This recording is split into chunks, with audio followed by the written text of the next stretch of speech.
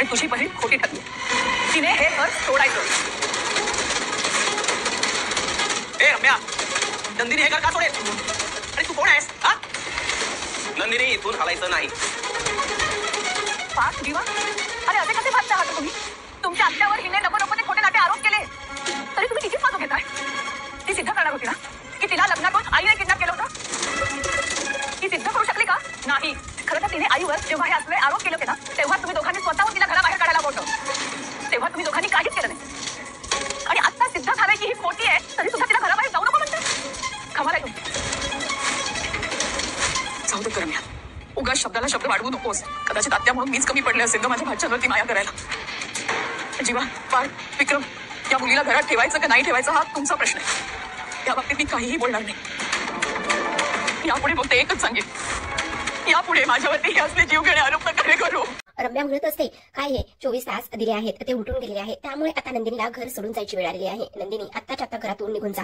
तुझा जो 24 तासाचा तुला अवधी दिला होता तो संपला आहे. त्यावरच जीवा म्हणत असतो, ए रम्या, तू कोण आहेस हे घर सोडून जा म्हणून सांगणारी? तुझा काय संबंध आहे? पार्थ लगेचच म्हणतो, नंदिनी तुम्ही कुठेही जाणार नाहीत, काहीही संबंध नाहीये कोणी कुठेही जाण्याचा. त्यावरच रम्या म्हणत असते, का नाही जाणार ती? कारण तिने चॅलेंज घेतलं होतं, 24 तासामध्ये पुरावे आणीन आणि 24 तासामध्ये पुरावे आणून सगळं काही सिद्ध करेल. असं तिने काहीच केलं नाही. मग तिला या घरामध्ये राहण्याचा काय संबंध आहे? आणि जीवा, पार्थ, तुम्ही या गोष्टी बोलत आहात. अरे तुमच्या आत्याला एवढा मानसिक त्रास होतोय, तुमच्या आत्यावर ह्या मुलीने नाही ते आरोप केले आणि तुम्ही तुमच्या आत्याची साथ देण्याऐवजी तुम्ही ह्या मुलीची साथ देत आहात. असं आता रम्या या दोघांना सुद्धा बोलत असते. त्यावरच स्वतः म्हणते, जाऊ दे रम्या, मीच कुठेतरी ह्या दोघांवर माझ्या भाच्यावरती प्रेम करण्यासाठी कुठेतरी मीच कमी पडले, त्यामुळे कदाचित आज ते माझ्या बाजूने उभे राहत नसतील किंवा आज त्यांना माझं म्हणणं पटत नसेल, पण मला माहिती ना मी खरी आहे आणि त्याचबरोबर इथे असं काही होणार नाही. त्यावरच जीवा आणि पार्थ इथे रम्यासोबत वाद घालत असतात. त्यावरच आता नंदिनी म्हणत असते, नाही ठीक आहे, इथे मला चॅलेंज दिलं होतं 24 तासामध्ये घर सोडायचं, जर पुरावे नाही सादर केले तर स्वतःचं खरं सिद्ध नाही करू शकले तर मला घरातून बाहेर पडायचं होतं ना, ठीक आहे, या मी ही जी बॅग भरली ना ती घेऊन मी निघून जाते. त्यावर लगेचच काव्या म्हणत असते, नाही नंदिनी ताई, तू एकटी जाणार नाहीयेस, मी सुद्धा तुझ्यासोबत येणार आहे. त्यावरच जीवा आणि पार्थ म्हणत असतात, नाही अजिबातच कोणी कुठेही जायचं नाहीये, घर सोडून जाण्याचा काही संबंध नाहीये. त्यावरच आता इकडे मात्र नंदिनी म्हणत असते, नाही काव्या, मी एकटी जाणार आहे. पण काव्या म्हणते, नाही ताई, तू एकटी नाही जाणार आहोत तर आपण दोघी सुद्धा ह्या घरातून बाहेर निघून जाणार आहोत. त्यावरच जीवा आणि त्यासोबत पार्थ पुन्हा एकदा ह्या दोघीवरती ओरडतात आणि काव्या तुम्ही कुठे जाणार नाही. त्यावरच पार्थ नंदिनीला म्हणतो, नंदिनी तुम्ही सुद्धा कोणी कुठेही जाणार नाही म्हणून सांगितलं ना, हे घर तुमचं आहे आणि तुम्हाला दोघींना सुद्धा या घरातून कोणी कुठेही घालू शकणार नाही. इकडे मात्र जे विक्रम आहे ते म्हणत असतात, नंदिनी आत्ताच्या आत्ता स्वतःची माफी माग. त्यावरच मानिनी म्हणत असते, काय म्हणजे हारही तुमचीच आणि जिथंही तुमचीच, वारे वा, आणि वरून माफी माग म्हणताय? कशामुळे नंदिनी माफी मागेल? नंदिनी अजिबात माफी मागणार नाही, समजलं? त्यावरच आता इकडे जीवा सुद्धा म्हणत असतो, नंदिनीचा माफी मागण्याचा काही एक संबंध नाहीये, नंदिनी माफी मागणार नाहीये. त्यावर लगेचच आता रम्या म्हणत असते, हो ते तर आहेच ना, मग जे टार्गेट दिलं होतं आणि ज्या इथे तिने चॅलेंज स्वीकारलं होतं त्याचं काय असणार आहे? त्यावरच आता नंदिनी म्हणत असते, मी माफी मागणार नाही. सॉरी बाबा, हे बघा, ह्या वसवत्याने आम्हा चौघांचे आयुष्य इथे उद्ध्वस्त केलेले आहेत. आमच्या चौघांचे आयुष्य उद्ध्वस्त करून जर तुम्हाला सगळ्यांना असं वाटत असेल की मी इथे वसवत्याची माफी मागावी, तर ते असं ठरेल की मी त्यांचा अन्याय सहन करते. त्यामुळे काही जरी झालं तरी सुद्धा मी माफी मागणार नाही. एक वेळा मी हे घर सोडून निघून जाईल, पण मी त्यांची माफी मागणार नाही. त्यावर लगेचच काव्या सुद्धा म्हणत असते, ठीक आहे चल ताई, आपण दोघी सुद्धा या घरातून निघून जाणार आहोत. त्यावर रम्या लगेचच म्हणत असते, मामा प्लीज तू आईची साथ कधी सोडू नकोस रे. बघ ना, या सगळ्यामुळे आईला किती मनस्ताप होतोय, आईची अवस्था तरी बघवत नाहीये कोणालाच, आणि आईला बघ ना किती त्रास होतोय. मामा प्लीज तू तिची साथ सोडू नकोस, असंच रम्या इथे म्हणते आणि लगेचच रडायला लागत असते. रम्याचं ही जे नाटकी रडणं आहे ते विक्रम पाहतात आणि लगेचच ते म्हणत असतात, रम्या नको काळजी करूस, हा मामा कायम इथे तिच्या बहिणीच्या आणि इथे तिच्या भाचीच्या कायम पाठीशी राहणार आहे. हे बघ नंदिनी, तुला आत्ताच्या आत्ता माफी मागावीच लागणार आहे. त्यावर नंदिनी पुन्हा एकदा म्हणत असते, नाही बाबा, मी अजिबातच माफी मागणार नाहीये, कारण चूक माझी नाहीच, स्वतःने हे सगळं केलेलं आहे. आता जरी मी सिद्ध करू शकलेली नसते तरी सुद्धा. त्यावर लगेचच आता विक्रम म्हणत असतात, आजपासून तुम्हाला बाबा म्हणायचं नाहीयेस, नको म्हणूस मला तू बाबा. असं म्हटल्यानंतर सगळ्यांना खूपच मोठा धक्का इथे बसलेला असतो, कारण विक्रम म्हणत असतात.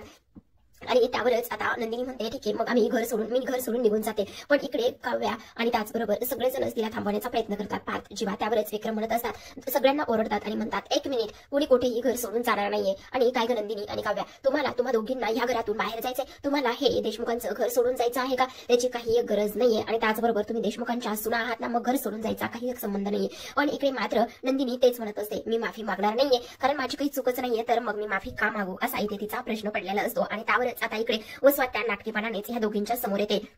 आणि त्यावरच आता इकडे मात्र स्वतः म्हणत असते, हे बाई नंदिनी प्लीज माझ्यामुळे तू घर सोडून जाऊ नकोस, प्लीज हे बघ मी हवं तर तुझ्या समोर हात जोडून माफी मागते, पण प्लीज तू हे घर सोडून जाऊ नकोस. त्यावरच आता इकडे नंदिनी म्हणत असते, बाबा प्लीज तुम्ही आता जरी वसवात्याची बाजू घेऊन बोलत असतात किंवा बहीण तुम्ही त्यांचे भाऊ म्हणून बहिणीची तुम्हाला माया येत असली तरी सुद्धा वसवात्या चुकलेल्या आहेत आणि त्याचबरोबर त्यांनी एकाच नाही तर चौघांचं आयुष्य इथे उद्ध्वस्त केलंय.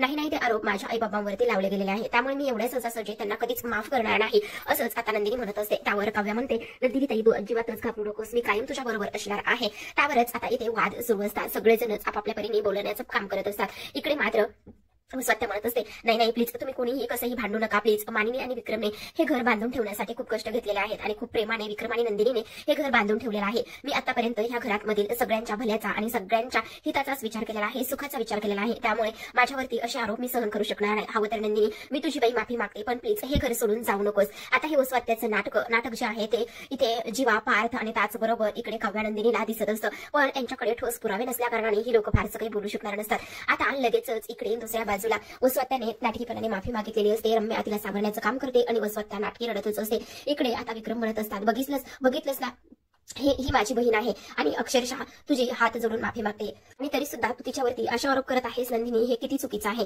असं नाही करायला पाहिजे असंच आता इथे वसवात्या म्हणत असते. त्यावरच इकडे मात्र जे विक्रम आहेत त्यांना आतापर्यंत तरी नंदिनीचं म्हणणं पटलेलं नसतं, ते खंबीरपणे इथे वसूची बाजू घेऊनच उभे असतात. इकडे मात्र नंदिनी पुन्हा रडायला सुरुवात करत असते. बघितलंस ना नंदिनी, आता सुद्धा ती वयाने मोठी मानाने मोठी तरी सुद्धा हे घर तुटू नये, तुम्ही या घरातून बाहेर जाऊ नये म्हणून ती माफी मागते. त्यावरच आता नंदिनी म्हणत असते, नाही हो बाबा प्लीज, नाही हो बाबा. त्यावर आता इथे विक्रम म्हणत असतात, आजपासून तुम्हाला बाबा म्हणायचं नाहीये, मी तुझा बाबा नाही आणि तू माझी मुलगी नाही असं म्हटल्यानंतर आता सगळ्यांना खूप मोठा धक्का इथे बसलेला असतो. त्यावरच आता विक्रम तिथून रागानेच निघून जातात, त्यांच्यासोबतच मानिनी त्यांच्या पाठोपाठ निघून जाते. इकडे वसवात्या आणि रम्या सुद्धा निघून गेलेले असतात. तर काव्या नंदिनीला आधार देण्याचं काम करत असते. नंदिनी खूप रडत असते, पण हे चौघे सुद्धा आता इथे असतात आणि हे तिघे नंदिनीला साथ देण्याचं काम करत असतात. आता जेव्हाच विक्रम घरामध्ये जातात तेव्हा मानिनी त्यांच्या पाठोपाठ येते आणि लगेचच त्यांच्यावर अगदीच रागाचा पूर्ण जो काही आहे तो इथे फड्यास काढत असते. ती म्हणत असते, काय म्हणालात काय तुम्ही बाहेर की मी तुझा बाबा नाही आणि तू माझी मुलगी नाहीस असं म्हणालात तुम्ही नंदिनीला? त्या नंदिनीला म्हणालात तुम्ही असं जी या घरची मोठी सून आहे आणि तिने आतापर्यंत या घरातील प्रत्येक माणसाचा आदरच केलेला आहे. तर आता लगेचच विक्रम म्हणत असतात, बघितलंस आतापर्यंत कशी खोटं बोलत होती आणि तिने नाही ते आरोप केले, त्याचबरोबर जे पुरावे आणले ते सुद्धा खोटे होते आणि मी तिला साथ द्यायला हवी होती. त्यावरच आता मानिनी म्हणत असते, काय चाललेलं आहे विक्रम, हे तुम्ही एकाच बाजूने का विचार करतायत? आतापर्यंत कधीच त्यांचे गुडघे दुखले नाहीयेत, मग कालच असे अचानकच कसे गुडघे दुखले? असा कुठला डॉक्टर आहे? ह्या एकाच बाजूने का विचार करताय तुम्ही? एकदा नंदिनीचा दोघींच्या डोळ्यात डोळे घालून बघा, तुम्हाला खरं काय खोटं काय ह्या सगळ्या गोष्टी तुमच्या लक्षात येतील. असं का करता विक्रम तुम्ही? त्यावरच आता विक्रम म्हणत असतात, हो तुमच्या एक गोष्ट लक्षात येते का? जर त्या लग्नातून नंदिनीला किडनॅप केलं असतं तर इथे पार्थ सोबत कोण लग्न करणार होतं? एकमेव चान्स होता तो रम्याला, मग हा विचार तुम्ही का करत नाही? त्यावर लगेचच विक्रम म्हणत असतात, अगं मग झालं का तसं? नाही ना झालं. केलं का? रम्या सुद्धा त्यावेळी त्या लग्न मंडपामध्ये नव्हती आणि झालं का लग्न त्यावेळेस तिथे? नाही ना झालं. शेवटी काय झालं हे सुद्धा तुला माहितीच आहे ना, आणि तरी सुद्धा तू या सगळ्या गोष्टी अशा पद्धतीने बोलतेस आणि त्या मुलीची वकिली करतेस, तिची बाजू घेऊन बोलत आहेस तू मानिनी. मी वकिली घेत नाही, मी खऱ्याची बाजू म्हणते आणि मी खऱ्याच्याच पाठीशी नेहमी उभी राहणार. तुम्हाला एक गोष्ट लक्षात येत नाही का? अचानकच नंदिनी वसवात्याचं नाव कसं घेईल? अचानकच नंदिनी वसवात्याच्या विरोधात का आणि कशामुळे जाईल ह्या गोष्टी तुमच्या लक्षात येत नाहीत का? त्याचसोबत पिहूने इथे चित्र सुद्धा काढून दाखवलं होतं, त्या चित्रातून सुद्धा स्पष्टपणे दिसत होतं. सोबतच नंदिनी म्हणाली की तिने त्यांच्या मोबाईलमध्ये दीपकचा नंबर पाहिला, मग चार चौकामध्ये आपलं खोटं उघड पडू नये, चार चौकात आपण बदनाम होऊ नये म्हणून तो नंबर वसवात्यानेच डिलीट केला नसेल. कशावरून विक्रम?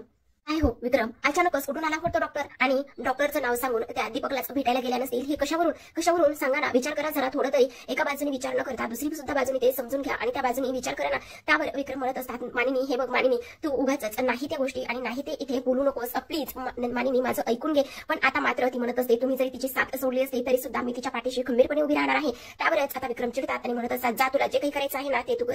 तर इकडे पार्थ आणि काव्या खोलीमध्ये आलेले असतात. पार्थ हा विचार करत असतो की आज जे काही झाले ते खूप चुकीचं झाले. त्यावरच आता काव्या खूप जास्त टेन्शन मध्ये आलेली असते. ती म्हणत असते, का हे सगळं काही माझ्याच इथे ताईच्या बाबतीत ह्या सगळ्या गोष्टी का आणि कशामुळे झालेल्या आहेत? नाही, माझी ताई हे डिझर्व करत नाही. तुम्हाला पण वाटतं का की माझी ताई खोटं बोलत असेल? आणि तुम्हाला सुद्धा असं वाटतं का की इथे ते पुरावे जे आहेत ते ताईनं खोटे आणले होते? आणि हे बघा, जर हे सिद्ध झालं ना तर मी त्या वसवात्याला कधीच माफ करणार नाही आणि त्या वसवात्याला चांगलाच धडा मी ते शिकवेन, असंच आता पार्थ म्हणत असतात. तेवढ्यातच आता काव्याला इथे खूप जोराचा खोकला लागतो, तिची धाप भरलेली असते. त्यामुळे लगेचच पार्थ तिला सोफ्यावरती बसवतो आणि तिच्या पाठीवरती चोळत असतो. जेव्हाच पार्थ तिच्या पाठीवर हात लावून चोळायचं काम करतो तेव्हाच काव्या त्याच्याकडे पाहत असते. तो लगेचच तिला पाणी प्यायला देतो आणि म्हणत असतो, वर बघा प्लीज, वर बघा. हे सगळं होत असताना काव्या आणि त्याचसोबत पार्थ अगदीच एकमेकांच्या जवळ येत असतात आणि त्यासोबतच काव्या त्याच्याकडे हाताकडे पाहत असते. आता काव्या पाणी पिल्यामुळे तिला थोडंसं बरं वाटत असतं. जो खोकला जी धाप लागलेली होती ती थोडीशी बरी झालेली असते. त्यावरच पार्थ म्हणत असतो, हे बघा काव्या, टेन्शन घेऊ नका, सगळं काही व्यवस्थित होईल आणि आपला सगळ्यांचा विश्वास आहे की नंदिनी कधीही खोटं बोलणार नाही. त्याचसोबत सगळ्यात महत्त्वाचं गोष्ट म्हणजेच की वसवात्या एवढ्या खालच्या थराला जाईल असं कधीच वाटलं नव्हतं. एवढे सगळं काही गोष्टी तिने घडून आणल्या असतील असं सुद्धा कधीच वाटलं नव्हतं. असंच आता इथे ते दोघे जण बोलत असतात.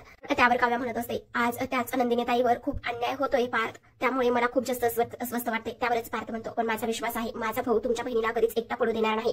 इकडे आता नंदिनी तिच्या खोलीमध्ये बसलेली असते. तोच विचार तिच्या डोक्यामध्ये येत असतो आणि तोच विचार डोक्यामध्ये येऊन रडायला सुद्धा लागलेली असते.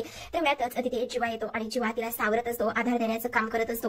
होऊन बसले हे जीवा खरंच ज्या नात्यांची विणणी घट्ट बांधून ठेवली होती ते नाते अक्षरशः एका झटक्यात इथे गळून पडलीत, तुटून पडलीत. बाबांनी अक्षरशः मला सांगितलंय की मला तू बाबा म्हणू नकोस, मी तुझा बाबा नाही, तू माझी मुलगी नाही. हे सगळं काय होऊन बसलेलं आहे, नात्यामध्ये एवढा अंतर, एवढा दुरावा आणि त्याचसोबत मी एवढी कशी हरले आणि हे सगळं कसं झालंय, काय झालंय जीवा, आणि हे सगळं असं व्हायला नको होतं. त्यावरच जीवा म्हणत असतो, नंदिनी प्लीज रडू नको, शांत हो ना प्लीज. त्यावरच नंदिनी म्हणत असते, नाही जीवा, मला हे सगळं सहन होत नाही, कारण आतापर्यंत नंदिनी कधी खोटं बोलली नाही. आतापर्यंत नेहमीच ती स्वाभिमानाने जगलेली आहे. तिने कधी अन्याय कोणावर केला नाही आणि स्वतःवर झालेला अन्याय सुद्धा तिने कधी सहन केला नाही. त्याचसोबत इथे स्वतःलाच आज सिद्ध करण्यासाठी जे काही झाले त्यामुळे मला खूप वाईट वाटतंय आणि रडायला लागत असते. त्यावरच आता जीवा तिला आधार देतो आणि म्हणत असतो, हे बघ इथे बस, असं म्हणूनच तिला बेडवर बसवतो आणि म्हणत असतो, हे बघ तू खरंच दीपककडे गेलीस ना तर तू एकटीने जायला नको होतंस. मी तुला म्हणत होतो की मला सोबत येऊ दे म्हणून, पण तू ऐकलं नाहीस आणि त्याबरोबरच मी जर सोबत आलो असतो तर बऱ्याच काही गोष्टी इथे झाल्या असत्या, पण तू तसं केलं नाहीस. असंच आता इथे तो बोलत असतो. त्यावरच नंदिनी म्हणत असते, हो जीवा, अगदीच तुम्ही बरोबर बोलत आहात, खरंच मी तुम्हाला माझ्याबरोबर येऊ द्यायला हवं होतं.